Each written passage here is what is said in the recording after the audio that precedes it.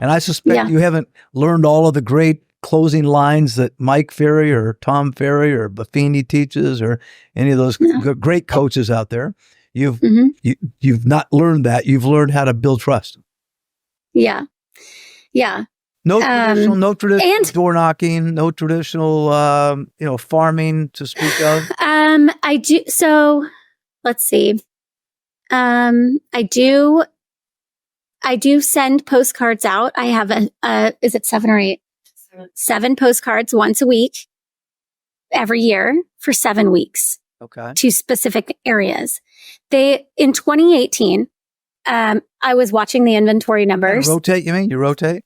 Yeah, rotate. Yeah, I rotate around. It's only Gig Harbor, because all of my marketing is here. But, so it's consistent. Like if they see me in their mailbox, they're also seeing me in person somewhere. They're also hopefully on my email list. Everything for me in building was building my email list.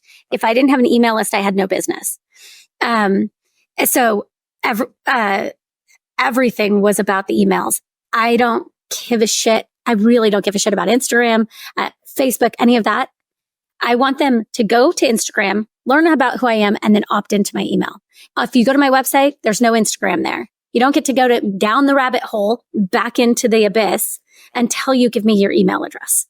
Right. The other thing that you won't see on my website, and this is just an aside, you're basically saying, you use some words that I've used often. One is when you got the leads, you talked about convert. Mm-hmm. Someone comes, when you touch someone, you've got to be able to convert them. And your mind, converting them was fundamentally a way to communicate again.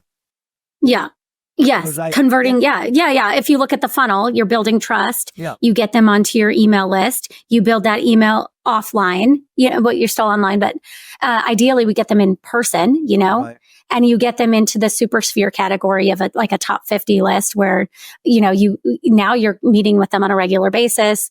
And those are your referral sources. They don't have to be clients of yours. They're super fans. Right. And those are the people that are going to give you the warmest, most beautiful leads, rather than having to start from scratch with Zillow or on a platform that you don't control. Zillow is going to do whatever makes them money. They can change however they want. That's the same with Facebook and Instagram, and change the algorithm and do all that stuff. You control your email list. Google still has a little bit of back end control, but for the most part, people don't change their emails very often, and we can stay in touch with them. And that communication is gold. If you can keep a warm list, you might have an exit strategy to sell it.